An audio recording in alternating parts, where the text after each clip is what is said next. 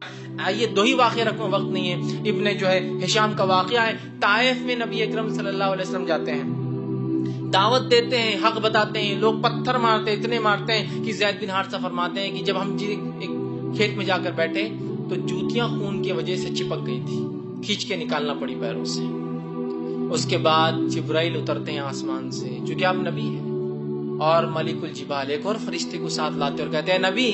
یہ ملک الجبال ہے، آسمان یہ جو پہاڑوں کا فرشتہ ہے، اگر آپ حکم دے تو طائف دو پہاڑوں کے بیچ میں بسائے، حکم دے تو دونوں پہاڑوں کو یہ فرشتہ ایک جھٹکے میں ملا دے گا۔ آپ کہتے نہیں، میں لوگوں کے لیے زحمت نہیں بنا کر آیا ہوں، رحمت بنا کر بھیجا کیا ہوں، میں امید کرتا ہوں ان کی نسلیں ایمان لائیں گے، لہٰذا چھوڑ دو۔ میں آپ سے سوال کرتا ہوں، جس نبی کو یہ پاورز حاصل ہو جائے اور نعوذ باللہ اگر وہ قاتل ہو تو کیا کوئی قاتل موقع چھوڑے گا جب اس کو موقع ملا دو پہاڑوں میں ساری نسلوں کو کرش کر دینے کا، ساری انسانیت کو برباد کرنے کا؟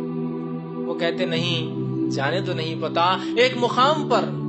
جنگ احد کے اندر ایک کافر نے نبی اکرم صلی اللہ علیہ وسلم پتھر مارا جو آپ کے دانت مبارک پہ، چہرے مبارک میں لگا، آپ کے دانت شہید ہوئے اور دو کڑیاں آپ کے گالوں میں دھس گئی، آپ زمین پر گر گئے۔ سعد بن وقاص اور چند صحابہ، 6 سے 7 صحابہ آپ کے اطراف میں ہیں اور خون آپ کے چہرے سے جا رہا ہے، آپ خون کو پوچھتے اور کہتے ہیں اے اللہ اس قوم کو معاف کرنا،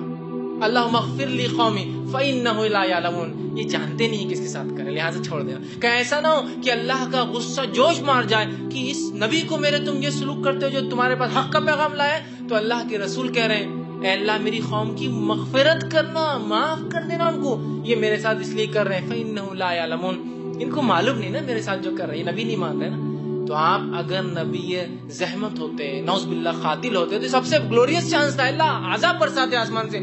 ختم اور برباد کر دے مکے کو اور جو ہے تمام لوگوں کو اس کے طرف، نہیں کیا۔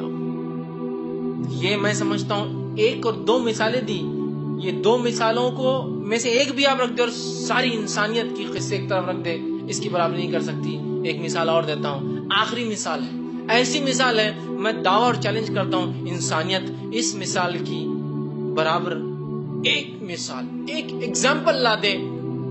کہ ایسا ہمارے پاس ہوا ہے یا ایسے لوگ تھے، ایسا رحم دلی، ایسا شفیق نبی، ایسا حلم رکھنے والا نبی کہ جس کی انتہا نہیں۔ فتح مکہ کو یاد کیجئے، الرحیق المختوم اور تمام سیرتوں کی کتاب میں یہ واقعہ موجود ہے۔ فتح مکہ میں آپ مدینے میں سے نکل کر مکے میں داخل ہو رہے ہیں، مدینہ آپ چھوڑ چکے، مکے میں داخل ہو رہے ہیں، 10,000 کا فوجی لشکر ساتھ میں، مکے کی آبادی 70,000 کے قریب بتائی جاتی ہے اس وقت تھی، 70,000 لوگوں کی زندگیاں اب اس لشکر کے ہاتھ میں، 10,000 کے لشکر کے ساتھ آپ مکے میں داخل ہو رہے ہیں۔ فتح مکہ ہے، یہ وہی شہر ہے جو شہر میں جو نبی پیدا ہوئے تھے، اس شہر سے آپ کو نکالا گیا، آپ رسوا ہو کر اس شہر سے نکلے، حالانکہ اس شہر سے آپ کو اتنی سخت محبت تھی کہ جب آپ مکہ میں تھے اور بیت المقدس کی طرف قبلہ تھا تو آپ کعبے کی اس طرف کھڑے ہوتے اور کعبے کو بیچ میں لے کے بیت المقدس کو فیس کرتے نماز کے اندر، تاکہ جو کعبے سے آپ کی محبت تھی وہ ظاہر ہوتی تھی۔ لیکن جب آپ مدینہ گئے تو کعبہ پیچھے چھوٹ گیا، مدینے سے جو ہے بیت المقدس اس سائڈ تھا، کعبہ پیچھے آتا تھا، آپ نماز میں بار بار آسمان کی طرف دیکھتے تھے کہ شاید اللہ میری دعا سن لے اور کعبے کو واپس قبلہ بنا دے۔ اتنی نبی کو اس شہر سے محبت تھی، اس شہر سے لوگوں نے آپ کو بڑا رسوا کر کے نکالا، تکلیف دے کے نکالا، 2 بیٹیوں کو طلاق دے کر، آنکھ پر کچرا ڈال کر، گھر میں کچرا پھینک کر، سر پر جو ہے اونٹ کی وجڑی اور گندگی اور جو اس کا غلاظت وہ سر پر ڈال کر، گلے کے اندر ایک کپڑا ڈال کر کھینچ کر ایسا باندھا کہ آپ کی آنکھیں نکل کر باہر، ایک روایت میں آتا ابوبکر صدیق نے بیچ میں گھس کر بچایا تو آپ کو اتنا مارا کہ آپ کا سر اور چہرہ ایک جیسا کر دیا مار مار کر۔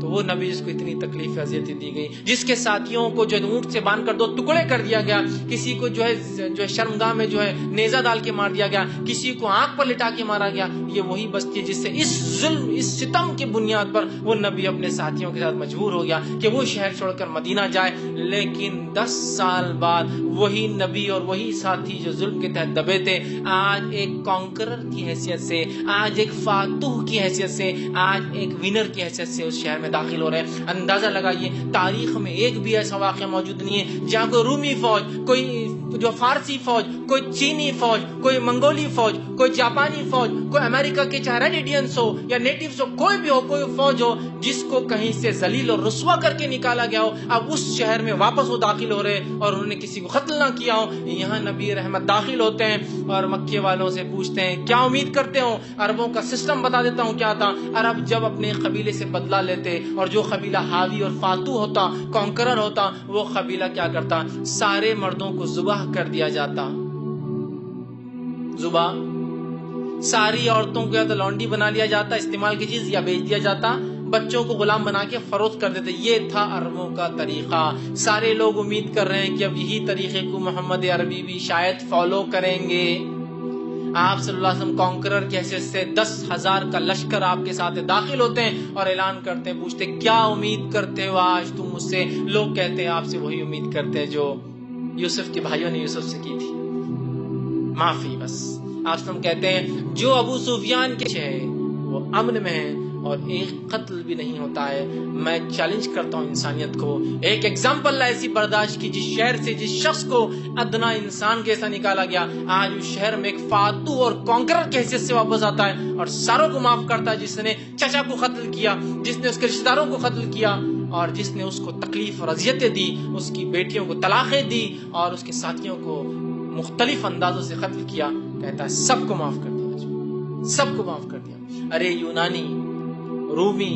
फारसी, चीनी, मंगोली, स्पेनी, फ्रेंच और इसके बाद वाइकिंग्स या आपके इंग्लैंड या स्कॉटलैंड, आयरलैंड, मैं मिसालें दे सकता हूँ। छोटी छोटी जंगों में जब ये जीतते थे ना तो इंसान तो दूर की बात है, गधे और कुत्तों को भी टुकड़े करके मार देते थे जिंदा रहने। पूरी की पूरी इंसानियत और नस्ल जितनी चीजें सांस लेती है ना उसको बर्बाद कर देते थे। और आज की मौजूदा बाइबल के मुताबिक भी जब बहुत सारे मतलब बाइबल कह रही है, माफ करना मैं उन नबियों के बारे में ऐसा नहीं कहता हूं, लेकिन बाइबल के मुताबिक जब मूसा अलैहिस्सलाम एक कौम में घुसे और जितनी कौमों पे उन्होंने हमला किया, इनके मुताबिक हर सांस लेने वाली चीज के टुकड़े कर दिए गए। हर सांस लेने वाली चीज की, यहां तक कि गधे और कुत्ते भी टुकड़े कर दिए गए। गधे और कुत्ते क्या करते हैं, टुकड़े कर दिए जाते थे। उस दौर में इस नबी ने एक मिसाल दी रहती दुनिया तक। आज बहुत लोग हैं ना अमन के अलमबरदार,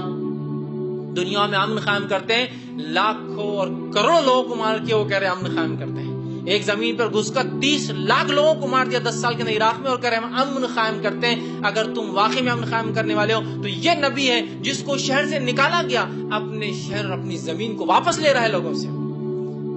किसी दूसरे की या किसी दूसरे के बाप की जमीन पर कब्जा नहीं कर रहे हैं, अपनी जमीन वापस ले रहे जिससे उसे निकाला गया। तो ये नरमी है और ये सलूक है, एक मारा नहीं जाता। आप कह रहे हैं हम दुनिया को अमन देते हैं, लाखों करोड़ों मार के, तो आप सबसे बड़े दहशतगर्द तो आप ही हैं और आप दुनिया को अमन की बात, ये है अमन, ये है अमन। ऐसी एक एग्जाम्पल, एक मिसाल, एक उदाहरण मैं चैलेंज करता हूँ इंसान को ले आए और फिर बताए और फिर कहे कि नबी जालिम था ना।